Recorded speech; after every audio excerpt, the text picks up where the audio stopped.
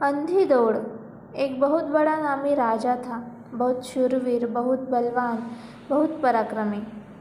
राजा अपनी बहादुरी से नई नई राज्यों को जीत कर अपने राज्य का विस्तार दिन दोगुना और रात चौगुना गति से बढ़ाए जा रहा था।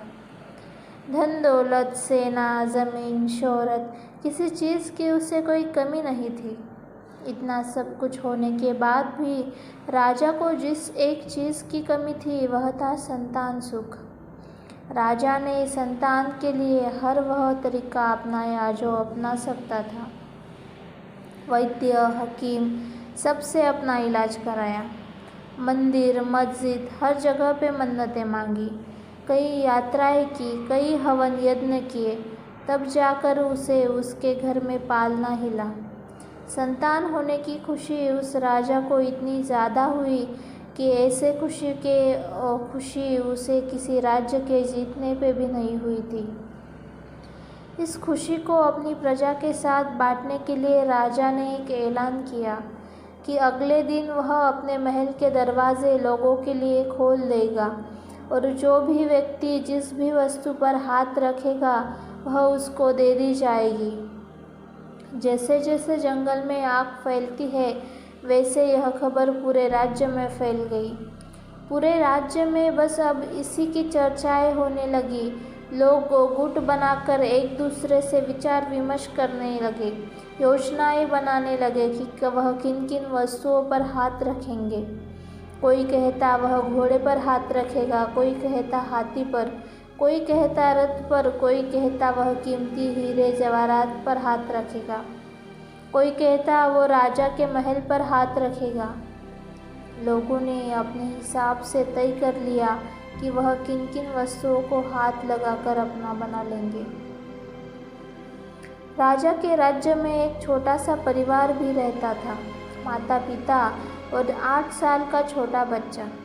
जब हर तरफ इसी बात की चर्चा हो रही थी तो उस बच्चे के मन में जिज्ञासा उठी और उसने अपने माता पिता से कहा कि मुझे भी आप कल राजा के महल लेकर चलिएगा, मुझे भी कुछ चाहिए। बच्चे के माता पिता ने उसे बहुत समझाया कि तुम अभी छोटे हो, तुम्हें भला इन सब से क्या मतलब।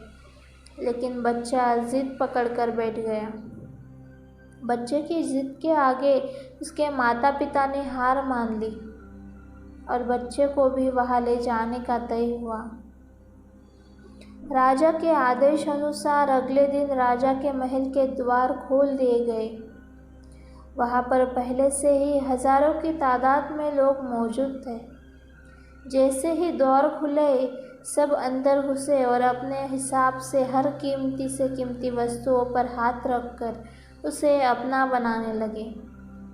इस भीड़ में वह 8 साल का बच्चा भी था। वो अपने माता पिता के साथ आया था। बच्चे ने भीड़ में अपने माता पिता के हाथ छुड़ा लिया और कहीं गायब हो गया। बच्चे को अपने साथ न पाकर उसके माता पिता बहुत परेशान हो गए और उसे इधर उधर ढूंढने लगे।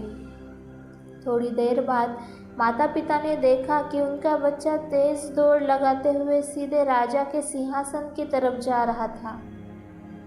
बच्चा राजा के सिंहासन तक पहुंचा और बच्चे ने सीधे राजा के ऊपर हाथ रख दिया और चिल्ला के बोला, आज से यह राजा मेरा है और इसके साथ यह सारी प्रजा भी। दोस्तों, ये छोटी सी कहानी हमें ज़िंदगी का बहुत बड़ा पाठ सिखाती है। हम जीवन भर क्षणभंगुर और विनाशी वस्तुओं के पीछे दौड़ते रहते हैं। हमें अक्सर लगता है कि इन वस्तुओं को पाकर हमें सुख मिलेगा, हमें आनंद मिलेगा और इन सब में हम उस अविनाशी शक्ति को भूल जाते हैं जिसने हम सबको बनाया है, जिसे पाकर हम धन्य हो सकते हैं। अपने जीवन की फालतू की रेस से थोड़ा समय निकालकर ध्यान लगाकर सोचिए कि जिन चीज़ों के लिए इतनी भागदौड़ मचा रहे हो, क्या हमारे जीवन का यही लक्ष्य है? क्या हम किसी छोटे और झूठे लक्ष्य का पीछा कर रहे हैं? जो ज़्यादातर दिनों तक नहीं टिकने वाला। क्या हमें ऐसी चीज़ों के पीछे अंधी दौड़ लगानी चाहिए जो एक दिन खत्म हो जाएगी? उम्मीद करती हूँ कि ये कहानी आपको पसंद आई होगी। ऐसी ही और कहानियों के लिए चैनल को ज़रूर सब्सक्राइब करें और बेल आइकन दबाना ना भूलें। Please like, share and subscribe. Thanks for watching.